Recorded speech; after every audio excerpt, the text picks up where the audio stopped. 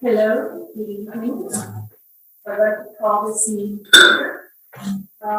This is the special council meeting of Thursday, February 24th, 2022. This is pertaining to the adoption of bylaws 525.3 and bylaw 750. So I would like to appoint the secretary to the meeting. I believe this will be for Director Daniel. This is for the adoption of the agenda. I need a proposer and a seconder. So read promptly and Mark, here, second. So, item number 4. So the secretary will be a proposal and a secondary. Okay. Liberal proposes and seconded by Bernard. Thank you. So we adopted the agenda as well without modifications, and we're on to item number 4. The adoption of bylaw 525.3-2021 to further amend the Town of Hudson's planning program for protection of natural areas. So this bylaw, the draft was basically the motion, the motion, and the draft was submitted on December. There was a public presentation that took place as well, with a public consultation period of 15 days between January 4th and February 7th. We received approximately 100 comments, which are 101 perhaps, comments in all. And we have gone ahead and integrated 7 changes, which I will ask Philippine to present. If you want to do a French version of this presentation as well, or how about the explanation of the 7 items in English? And we'll do a bilingual. Is that okay? All right. Just I haven't been in with the French part on this, and we can go back and forth and answer. I'd live the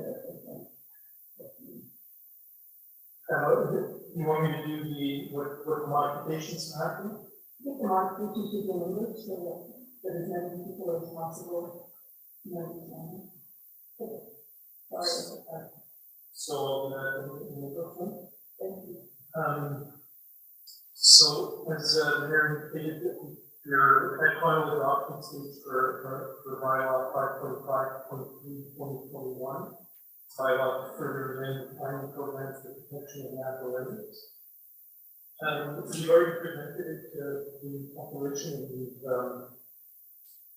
after consultations, we have modified it in the following way. So at Article 2, we have added a section. We added a section to the fragmentation of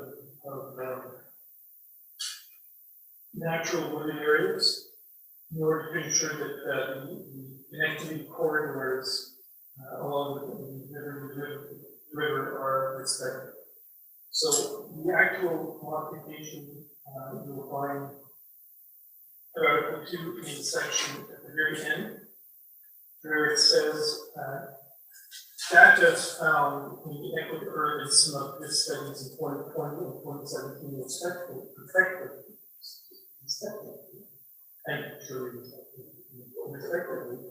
defines the main risks to which natural areas are exposed to increasing fragmentation. This problem can be observed in 2 ways. First, there are 2 major natural areas in the eastern and western part of the territory. The link between these 2 areas in the urban zone is the river and its surroundings. Unfortunately, this link becomes finer and finer because of urban growth.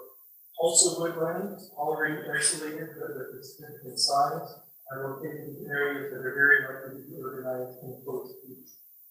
The purpose of that addition is so that when we make further modifications to bylaws The guiding principles, which is bylaw 5.5 and its amendment today, 5.5.3, we can base those changes in the future on this paragraph and the balance of the bylaw. You'll also find in section 3, or article 3 of the same bylaw proposal, we made a few additions. So you'll find that number 6. We added when preservation is made difficult because of current protection land use, integrate and protection and enhancement in that area of the new section of planning development. This section has been added so that we can affirm to remind people that development in urban natural area will not be stopped by the bylaw. The areas are provided for, but will in fact be on an object of supplementary rules that will come when it comes to the presence of natural areas. We've added subsection 9 to section 2, so paragraph 9 to go to article 3. We've added section and then to the paragraph, so right now it reads, modify the zoning bylaw to take into account conservation priorities that identify natural areas likely to be developed, and further added more particularly by improving or reviewing the cartography annexed to the zoning bylaw to better illustrate the natural areas and standards as it will apply to them. So I think it's fairly straightforward. What we've done is we're making sure that people go back to the maps so they can clearly identify the areas that we want to highlight and illustrate in our upcoming natural area protections. We've also added in section 12, paragraph 12 of section 3. You'll see that in the paragraph right now, it reads,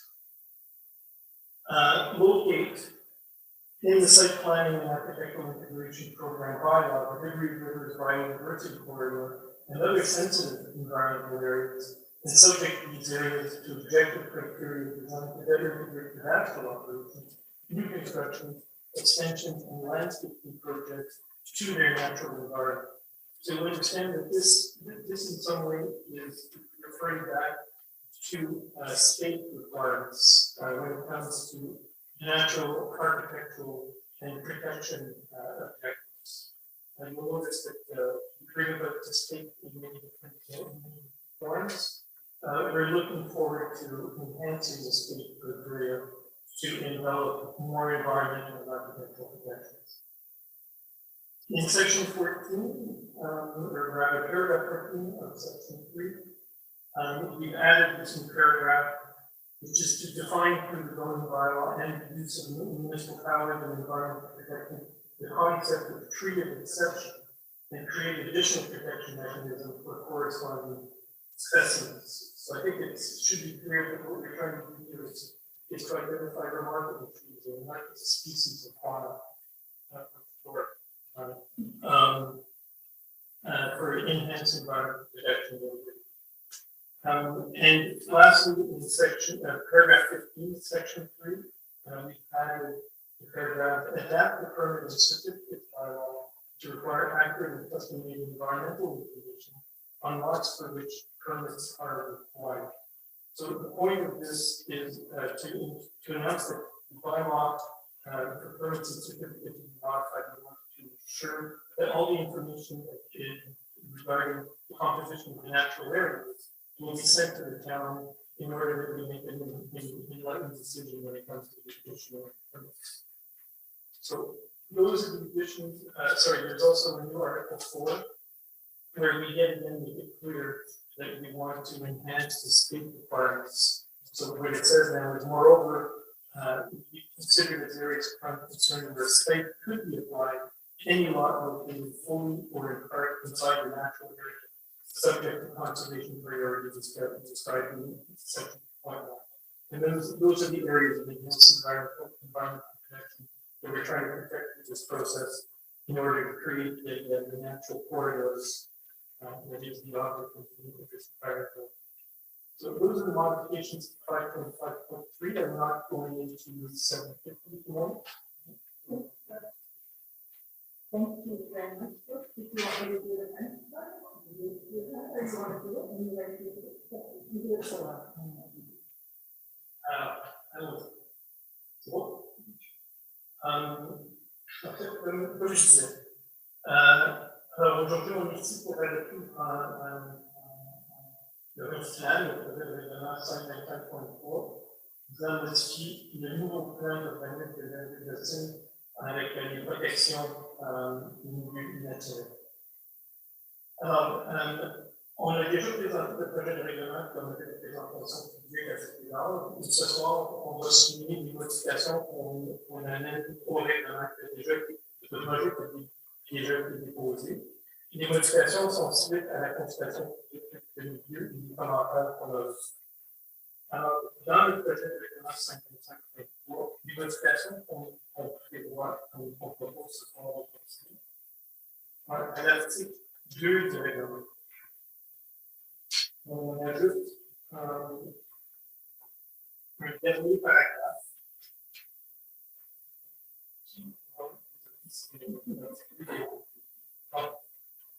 On ajoute un dernier paragraphe dans l'article 9, qui est celui comme suit. Les données obtenues par l'étude des coûts de 2020 et Simopius en 2017 permettent de circonscrire le risque principal de cours du milieu naturel voisin, leur fragmentation croissante. Ce problème se manifeste de deux façons. D'abord, il y a une zone en zone de deux grands milieux naturels à l'est et à l'ouest du territoire. Le lien entre ces deux aires, situées en zone urbaine, et la rivière Ville, qui se bat. Or, ce lien devient de plus en plus ténu en raison de la croissance urbaine. Ensuite, les voisins, déjà isolés, mais de taille appréciable, sont situés dans des secteurs fortement susceptibles et développés dans un futur rapproché. Alors, je suis l'objectif du projet du règlement 55 qui sont amendement 55.3, c'est de donner la base sur laquelle on va modifier le règlement futur pour la protection de l'environnement. Alors, ici, on identifie le fait que la rivière de Ville, en particulier, est susceptible d'une croissance poussée du développement urbain. On veut s'assurer que le corridor écologique soit protégé, et ça va être un thème lié dans l'élaboration de la règlement. On ajoute à l'article 3 les paragraphes suivants. Alors, on va modifier l'orientation 6 de paragraphe 6. Je vais lire le gouvernement. Lorsque la préservation est rendue difficile en raison de l'utilisation du sol actuel et rocheux, intégrer la protection et mise en valeur des milieux naturels d'intérêt à la planification et l'aménagement des nouveaux secteurs. Alors encore, c'est une ligne directrice pour s'assurer que les prochains projets de règlement vont se baser sur la protection aussi des milieux naturels. Le paragraphe numéro 9 de l'article 3 peut être modifié. Pour le moment, il disait modifier le règlement global afin de tenir compte des priorités de conservation du milieu naturel identifiées au figures 2 et 3. On ajoute susceptible de faire l'objet d'un développement, notamment par la bonification de la révision de la carte connectée au règlement afin de mieux distribuer les milieux naturels et les normes ici applicables. On évite aux gens finalement de baser sur les cartes et les cartes qui vont s'améliorer dans les choses. On ajoute également le paragraphe 12 de l'article 3. Localisé au règlement sur les plans d'implantation de prestations architecturales, les corridors de biodiversité de la rivière de Ville, ainsi que les autres milieux naturels sensibles qui assujettirent ces échanges à des objectifs très destinés à mieux équilibrer les opérations internationales, les nouvelles constructions, les agrandissements et les projets d'aménagement de terrain en leur environnement naturel. Encore, les lignes directrices, améliorer la protection écologique quand on émet des permis de construction. Et ça s'est intégré dans le milieu, dans le plan d'implantation et d'intégration architecturale. Je souligne du projet en tête, c'est un processus qui est subjectif et de qualité consultative. but I just didn't mention it now. This is a process that is susceptible to TPAC verification. L'article 14 est ajouté, vraiment le paragraphe 14 est ajouté à l'article 3. Et le paragraphe 14, définir par le règlement de tournage et 20 pouvoirs municipaux en matière d'environnement le concept d'arbres remarquables et mettre en place des mécanismes de protection supplémentaires à l'égard des spécimens retenus. Donc, si on veut souligner le fait qu'on veut protéger des espèces particulières et dites remarquables de la faune et du sport pour une protection positive de notre et finalement, pour le paragraphe 1, l'article 3 de paragraphe 1, le règlement sur les permis et certificats peut d'exiger des informations précises à l'égard des caractéristiques environnementales des lots pour lesquels il est demande de permis. Alors, sont exigés. Alors, le paragraphe 15 parle du fait que le processus de vérification par l'administration doit être utilisé en cherchant des informations additionnelles pour la protection de l'environnement. Et finalement, on ajoute l'article 4 au règlement qui va souligner le rôle du client. Alors, encore une fois, le plus sont considérés comme des zones d'intervention particulières pouvant faire l'objet d'une PIA, un lot situé en tout ou en partie dans un milieu naturel faisant l'objet d'une priorité de conservation décrite à l'article 2. Encore pour améliorer le sort des producteurs de l'objet. On va intégrer certains futurs dans le PIA. Thank you very much, Philip. So we see that it's been a long and arduous process. It's been very helpful to receive all of the comments from the public. They certainly helped in beefing up and also consolidating a lot of the notes. We have been discussing amongst us, and as well the work of the conservation working group has also been too helpful in solidifying some convictions that we have been working to have. So thank you everyone for your participation, and it certainly has helped in making this a much better planning program and preparing the way for the tools that will be coming next. So thank you very much. I will need a remover and a seconder, and I think that Mark would want to use a remover. Can you put your hand up, Mark?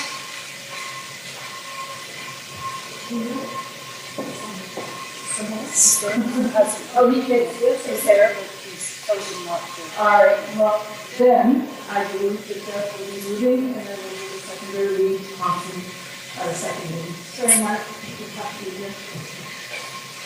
So now I need to ask for the vote. All in favor of the adoption of bylaw 5.5.3? All hands are up. And since I can't see Mark, I guess it is 81. And Mark, you will speak.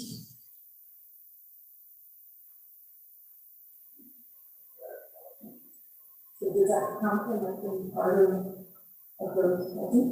No. Show some sign that he's still He's there, focus earlier. He's there, or you don't have where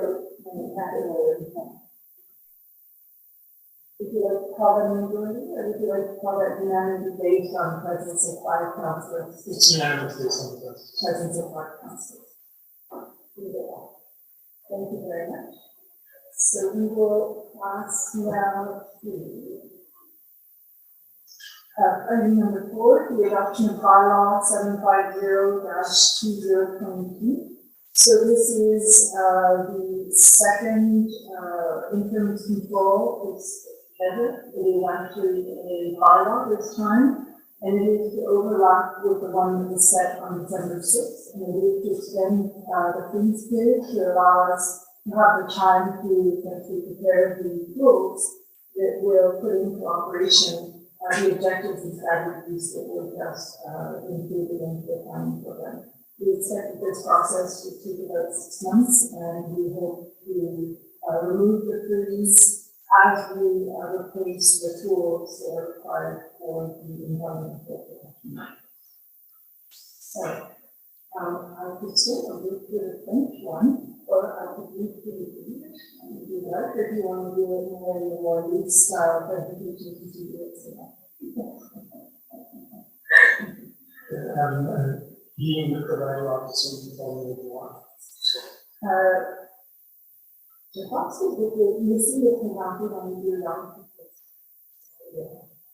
Alors, je m'imite aux modifications qui ont été apportées au règlement. Alors, le projet de règlement 750-2022, c'est le règlement en instaurant un moratoire sur certaines opérations de suite au dépôt du 6 décembre 2022, comme mentionné dans l'ARS, une consultation qui a eu lieu depuis les commentaires qui ont été reçus, nous avons proposé des modifications suivantes. Alors, à l'article 6,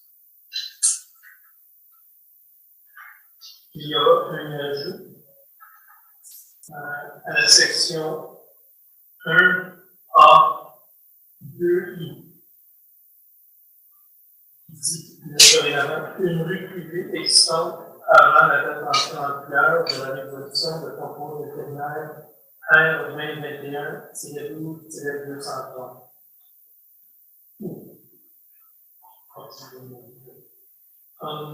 Ici, l'idée, c'est on va permettre la construction, on va permettre l'abattage d'arbres sur les lots pour la construction de bâtiments principaux sur les lots qui sont déjà face à la vie privée ou destinés, insérés à la ville. Et on n'avait pas inclus les rues privées, comme exemple la rue Corey Point. Alors, on va permettre l'abattage d'arbres pour une nouvelle construction sur un lot qui est déjà vacant aujourd'hui. Si, non seulement sur les rues de la ville, non seulement sur les rues qui sont destinées à accéder à la ville, mais également les rues privées existantes. D'autres modifications qu'on ajoute, on va avoir un ajout au règlement serait l'article 15 et l'extension. C'est plutôt une erreur, une modification qui est tableau de d'autres choses. La section française et la section anglaise ne concordent pas. Donc, on précise maintenant dans la pénalité section 15 que également en anglais, en français, il y aura des pénalités de 5 000 à 15 000 pour les lots qui sont de 1 hectare ou plus si un abattage d'arbres non autorisé.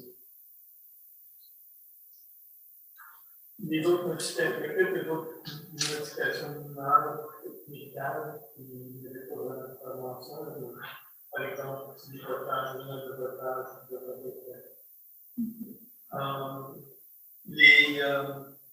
alors, ça, c'est les deux modifications qui ont été apportées au règlement 750. C'est dans notre projet. Alors, de les erreurs que so in English, I told the sound it's like an echo. I started over as a way for us to improve on the sound. It sounds good. is my computer I'm wondering if it's the sound from the ventilation. Have you heard that the sound is really clean? I just got a Can you lower the volume on the speaker? I'll yell for this to the spectators in the room.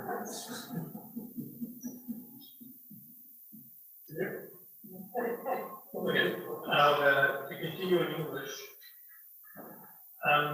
So now we're at the adoption stage of bylaw 750.22, establishing a moratorium on certain urban planning operations. As the mayor mentioned, further to the tabling of the proposed bylaw on December 6th of last year, and following the consultation and comment that we received, we're proposing to make the following modifications that will be together. So,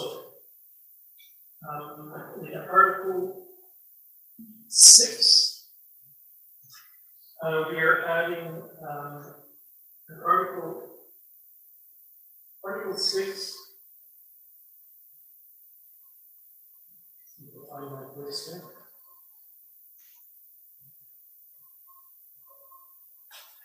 Section 6, article. Right, section 6. Section 6, paragraph 1, subsection A, 2 I's. We're adding the following text: private road existing before the coming into force of interim control resolution R 2021-12-230, 4. The reason for this modification is that in this section, we're speaking of the possibility of cutting down trees for the construction of a principal building. We're allowing the felling of a certain number of trees as long as that lot faces an existing public road, faces a road destined to be transferred to town ownership. But what we did not include in the purpose of the added tonight is private roads where there might be a private lot that would also be admissible for the construction of a principal building. Generally speaking, in a house. An example would be about 40 points. If it not an increase. So we're adding that in the bylaw. Further to this, we made a modification to section 15, which is the penalty clause. We're adding the section where it says in second paragraph, there was a discordance between the English and the French. It is now reading the same that penalties can range from 5,000 to maximum of 15,000 for felling of trees on lots that are larger than 1 hectare. There's a few minor clerical modifications, translating the notes out of the page. The first one has to do with one law. Thank you. I'm told that it's still a little, I'm wondering if your mic on your computer. Reserve. The speaker's off and the microphone.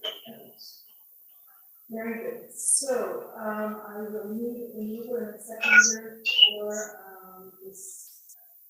We can do document bylaw 750-2022. So the mover. Smith, seconder. Mark's mic is on. I'm here. I can hear you. You can hear us.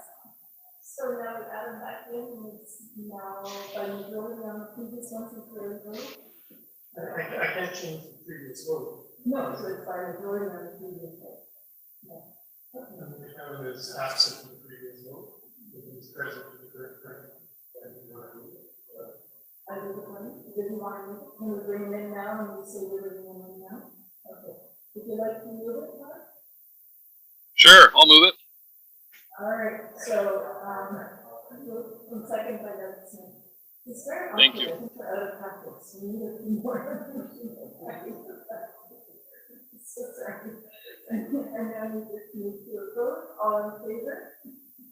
All hands up. Move to Mark. I'm in favor. Thank you. All right, now it's not anonymous and unanimous.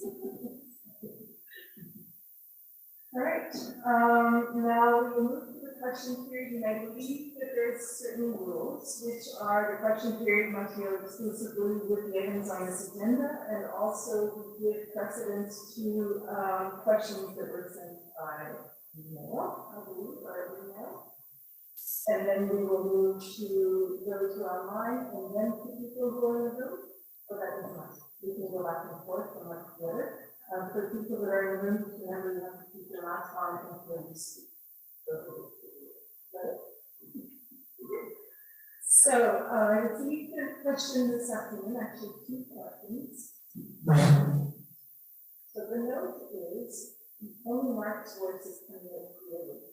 So he probably will turn off this light. Is that me? Is it off?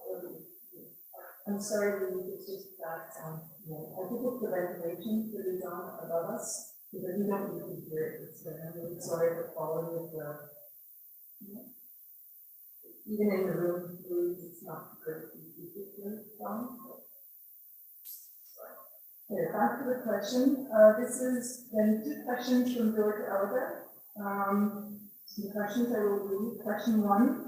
Actually, I'll read the preamble. Concerning cadastral number 1824702, the 100 acres of agricultural farmland between the railway tracks and Harwood.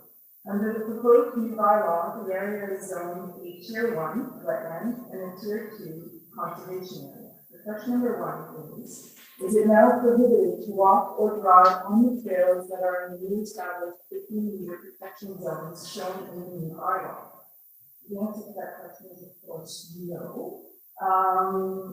The bylaws are only pertaining to restrictions on tree cutting, backfilling of wetlands, increasing the buffer land, the buffer zone, and this is in the ICR2, so the second one we just passed. And also on subdivisions. So George, it does not impact the actual walking use or driving use of the. Question number 2, as you are aware, as I am aware, approximately 80 years ago, the previous owners, the Johnston family, dammed the stream between the Plymouth Golf Club and Bellevue and then created a second pond 100 meters to the north. Overflow ditches 1 meter wide were dug to allow the water to flow eastward. Bridges over these narrow streams were built to allow farm equipment to travel to the southern part of the farm at Harwood. The new bylaw states there is to be no construction in the wetland. Does this mean there can be no repairs to the bridges? If so, Hudson is the council. Hudson Council is subdividing our land, and we will have no access to the portion of the 100-acre north of the wetland. So the answer to that is, with regards to repairs to bridges, is pre-existing, you can continue to repair the bridge. David, you have to replace the bridge that you have let. Repair, a certificate of authorization will be required, as it is for all work in or nearby wetlands. So that is business as usual, it hasn't changed. Therefore, with regards to your question on subdivision of the land, it is certainly not in our present objectives or orientations, and I don't feel we would pertain to the work that we've been doing in the last 3 months. I hope this answers your question. If you had a good follow, I guess that we can, meet tomorrow, and I will do my best to answer your question. All right. There's one question online. Anyone here? Jim West. Hi, Jim. Yes, good evening, Council. Can you hear me? There. I'll speak up a little louder. Laura's going to turn the volume on a little bit more. Okay, I've got my volume all the way up. Can you not hear me? But it's better. It's good. I can hear you, Jim. Okay, I'll go ahead. I have several questions. They all pivot on the changes that you're proposing, well, that you've actually adopted now. The Vivery River Conservation Corridor and other sensitive natural areas. Can we be more specific? The Vivery River Conservation Corridor, as it would apply to urban perimeter habitated areas, would only begin at Côte St. Charles and continue down to Maine. So, can you hear me? Barely. I'm sorry. I'm yelling at the computer. I don't know how I can. We keep going up. Yeah. Okay. My question is this: what specifically is your intent in setting up the Vivery River Conservation Corridor, and how will it be applied? So right now, what we've established is that as an orientation, and in terms of strategies on how we apply that specifically, that will become clearer in the next few months. What you see right now is what we're controlling in terms of a freeze on restrictions that we've placed. Those are temporary and will be refined over the next few months. So you already have part of the answer to the RCI number 2. But this is the adoption of 525.3. So this is the final adoption of the rewrite of this bylaw. So we wouldn't see any changes, correct? 25.3 is the planning program, and it sets the vision, the orientations, and the strategies. It is not the specific application of how we will be protecting the environment. What I'm getting at here is that the Vivery River Conservation Corridor, as I see it, would include Pine Lake. Is that a fact? Yes, and the corridor absolutely does, you're correct. Okay, so how would it be the Pine Lake that's going to be or would have been if you'd gone ahead, or is it the Pine Flats that exist now? What is your intent on Pine Lake, more specifically on the areas above and downstream? The intent to date is to naturalize and to widen the corridor as much as possible while allowing uses. So in the case of lots that are not built, the setback or the buffer zone is widened to 15 meters. In the case of Pine Lake, the project that has been devised up until this point continues as is. We haven't made any changes to that. I'm trying to think of other measures that are coming up, and it's more about preserving the tree canopy and restricting on tree cutting and allowing or enabling those spotted areas to further be connected. So at this point, it is really about controlling how much of the trees and where those trees can be cut. I hope that answers your question. Yes, that's fine. Now, the other sensitive natural areas, this is the part that's a little vague for me. I know that it's an orientation, but what specifically, or more specifically as you can spell out at this point, what other sensitive natural areas are you considering?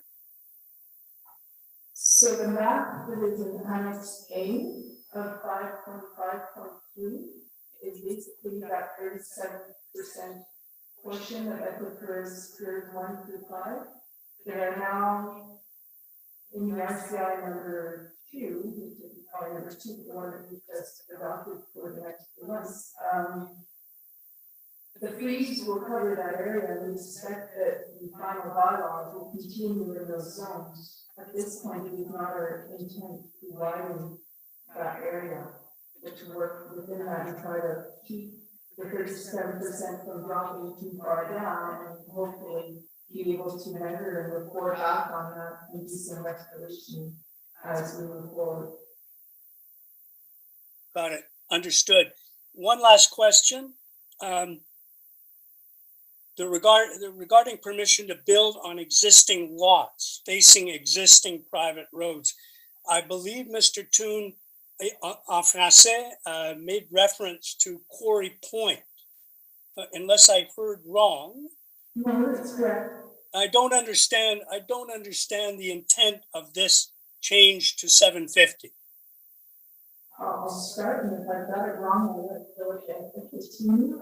It is my understanding that we still have some roads that are not covered, but that have lots on them. Is that correct? And so we have to make sure that those existing lots on existing streets that are not yet public also have the same rights as the other lots. So that is it. And there are some of those, I think you would know, Quarry Point being one of those roads that is a private road. in part. So private roads would be an existing road as well as a public road. Well, as you know, in Hudson, there's quite a few roads that haven't yet been made public, haven't been converted. Well, I believe that Quarry Point had already made a decision that it didn't want to be municipalized, which is why they went ahead and paved it on their own. So I'm puzzled about how you would apply a standard to one private road but not to another. I believe that this accounts for all private roads that have a lot of it. It's not specific. Quarry Point, you just use that as an example. Okay. Well, that's it. Thank you very much. I'm impressed by the work that's gone into this and the thought, and good luck with it. I tell you, it's been a labor of love, and I admire, I think, Philip's team and Philip himself and the public as well for being as engaged as everybody. Thank you, Jim. Any other questions?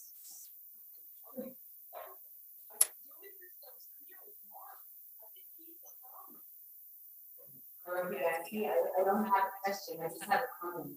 I would like to thank council and the administration and all the teams that people brought to work with you on this. You've laid the foundation to help preserve our natural areas, and you're creating the process and the basis to move forward positively for the town. I really thank you very much for all the huge effort that went into making this happen.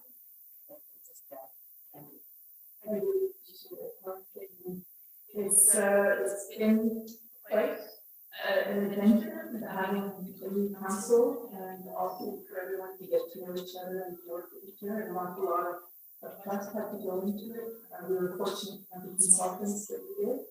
And also, I think there was genuine readiness. We heard it through the campaign, we knew from the previous council that this was something that was coming. We heard it from the public as well. So there were a lot of, I think, heard the fact that it was such a strong report. I think it helped lay the foundations. And so the next piece is going to be a lot easier to put in place as well, because we have the foundation.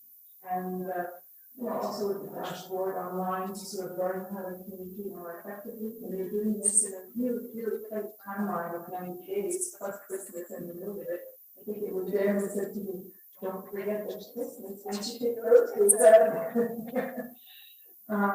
so there's been honestly, we've been fortunate, and I know it's those kind of lots of years over this. She's still smiling. So it's all good. Anyway, thank you very much. It's important to souligner le positif et le négatif également. Another question? That's great. Please. George, Rebuttal. I didn't answer correctly. Yes, hi, George. Your question? Yes. My screen went blank when you were giving the answers to my questions, and your fidelity is not the greatest at the meeting. I hear Jim and Mr. Gray 5 by 5, but your answers were very muted, as I say, a black screen. So could you answer my question again, please? Can you hear my voice better now? Pardon? Would you like me to call you tomorrow for answers? Yes, I'll call tomorrow. Thank you. All right, thank you. All right, I guess this is it. I believe I need a mover and a seconder for the adjournment of the meeting. You're adjourned. So seconded by Peter Meese. And you don't need a vote, right? You do need a vote? Oh, all in favor? All in favor, otherwise I think you're all. Oh, and Mark? Mark, are you in favor? No, Mark's not in favor. We're here. Unmute. Oh yeah, I'm here. But just, I think Laura has to unmute me. So yes, I'm here. I vote in favor. You're in favor of the adjournment of the meeting. So thank you, and the time 8:14 p.m. Thank you, everyone.